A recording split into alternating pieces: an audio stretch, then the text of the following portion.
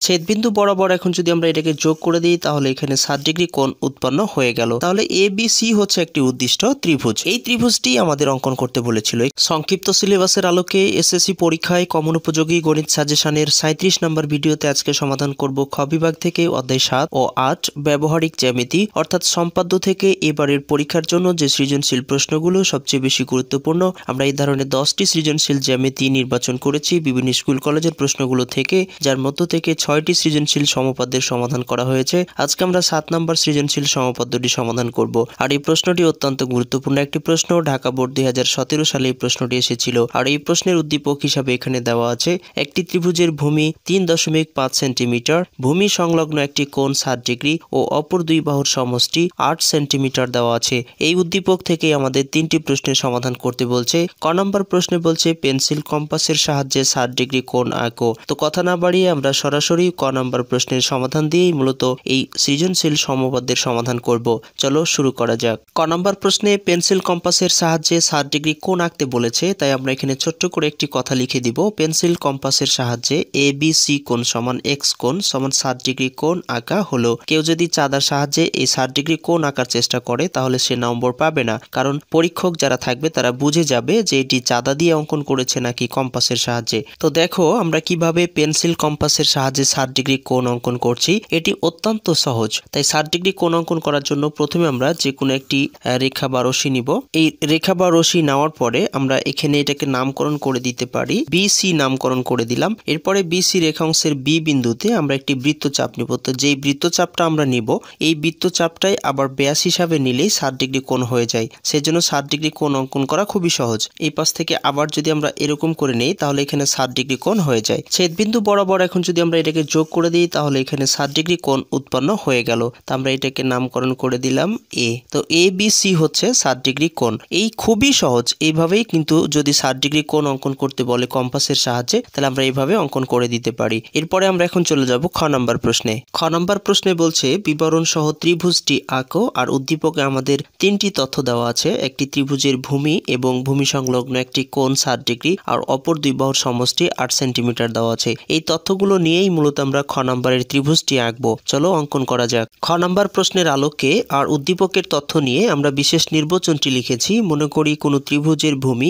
এ সমান 3.5 সেন্টিমিটার, ভূমি সংলগ্ন একটি কোণ এক্স কোণ সমান 60 ডিগ্রি এবং অপর দুই বাহুর সমষ্টি এস সমান 8 সেন্টিমিটার দেওয়া আছে। ত্রিভুজটি আঁকতে হবে। এখন আমরা ভূমি এ সমান 3.5 সেন্টিমিটার, এক্স কোণ সমান 60 ডিগ্রি এবং এস সমান 8 সেন্টিমিটার অঙ্কন করে নেব। নেওয়ার পরে আমরা ত্রিভুজটি আঁকবো। তো এখানে ত্রিভুজের ভূমি এ সমান 3.5 সেন্টিমিটার, তাই আমি এখানে 3.5 সেন্টিমিটার নিয়ে নিলাম। এরপরে আরো একটি বাহু আমাদের দেওয়া আছে, অপর দুই বাহুর সমষ্টি এস সমান 8 সেন্টিমিটার। তো আমরা এটাকেও নিয়ে নিব, এস সমান 8 সেন্টিমিটার। তো আমি এটা ধরে নিলাম যে এস সমান হচ্ছে 8 সেন্টিমিটার। আর একটি কোণ আছে আমাদের 60 ডিগ্রি, তাই কোণটিকেও আমরা এখানে অঙ্কন করে নিব প্রথমে। তো 60 ডিগ্রি কোণ অঙ্কন করা খুবই সহজ। আমরা এরকম করে একটি রেখা নিয়ে যে বৃত্তচাপটা নিব সেটাকে ব্যাস আকারে নিলে 60 ডিগ্রি কোণ হয়ে যায়। তো এখানে বৃত্তচাপটি নিলাম, এই পরিমাণটাই আবার এই পাশ থেকে আমরা নিব। নেওয়ার পরে আমরা এখন ছেদ বিন্দু বরাবর যোগ করে দেব। এই যোগ করে দিলাম, এটি এখন 60 ডিগ্রি কোণ হয়ে গেল। তো এটাকে আমরা এক্স কোণ নামকরণ করে দেব। এক্স কোণ সমান হচ্ছে 60 ডিগ্রি, এটা হচ্ছে এ আর এটা হচ্ছে এস। তো এই 3টি তথ্য নিয়ে আমরা এখন ত্রিভুজটি অঙ্কন করব। ত্রিভুজটি অঙ্কনের জন্য আমরা যে কোনো একটি রশ্মি নিয়ে নেব। এখানে এটার নামকরণ করে দিব বি এবং ই। বিই রেখাংশ থেকে এ বাহুর সমান করে বিসি অংশ কেটে নেব। তো এখানে এ বাহুর সমান করে নিলাম। এবার বিই রেখাংশ থেকে বিসি অংশ কেটে নিলাম। বিসি রেখাংশের বি বিন্দুকে কেন্দ্র করে যথাক্রমে 60 ডিগ্রি কোণের সমান করে সিবিএফ কোণ আঁকবো। 60 ডিগ্রি কোণের সমান করে নিলাম। এখন বি বিন্দুতেই 60 ডিগ্রি কোণটি অঙ্কন করব। ছেদ বিন্দু বরাবর রেখাটিকে যোগ করে দেব। একটু বড় করে রেখাটিকে যোগ করব। রেখাটিকে যোগ করে দিলাম, এটার নামকরণ করে দেব এফ। এরপরে বিএফ রেখাংশ থেকে অপর দুই বাহুর সমষ্টি এস এর সমান করে বিডি অংশ কেটে নেব। এস এর সমান করে নিলাম। বিএফ রেখাংশ থেকে আমরা বিডি অংশ কেটে নিলাম। এবার সিডি যোগ করে দেব। সিডি যোগ করে দিলাম। এখন ডি বিন্দুতে যে কোণটা হয়েছে এখানে আমরা একটি বৃত্তচাপ নিয়ে নেব। বৃত্তচাপ নেওয়ার ফলে এখানে যে কোণটি হলো এই কোণটি আমরা সি বিন্দুতে অঙ্কন করব। এই পাশ থেকে ব্যাসটি নিব। এবার ছেদবিন্দু বরাবর আমরা যোগ করে দেব। এটাকে আমরা জি নামকরণ করব আর বিডি রেখাকে পরস্পর এই বিন্দুতে ছেদ করলো। তাহলে এবিসি হচ্ছে একটি উদ্দিষ্ট ত্রিভুজ। এখন এর যে ত্রিভুজটি অঙ্কন করলাম এটির বিবরণটি তোমরা কিভাবে লিখবে, খুব ছোট্ট করে সুন্দর করে বিবরণটি লিখে দিয়েছি।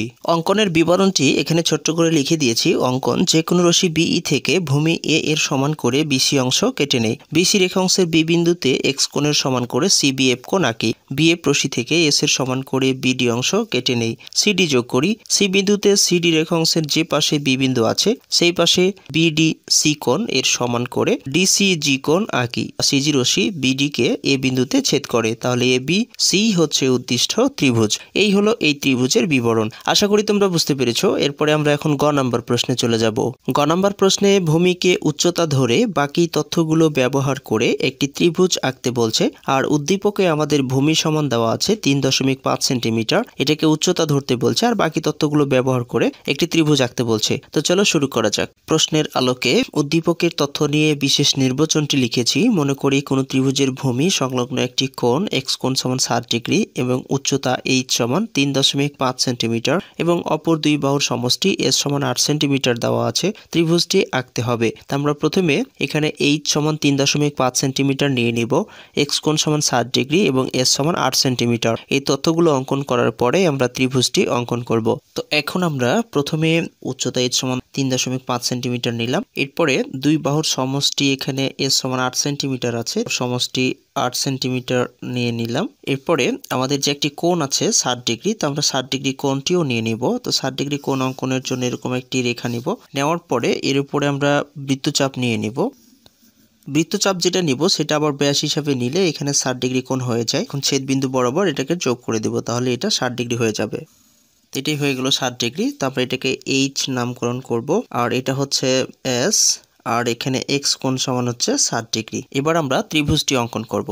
ত্রিভুজটি অঙ্কনের জন্য প্রথমে আমরা যে কোনো একটি রশ্মি নেব। তো আমি এখানে যে কোনো একটি রশ্মি নিয়ে নিচ্ছি। এটা নামকরণ করে দিব বি এবং পি।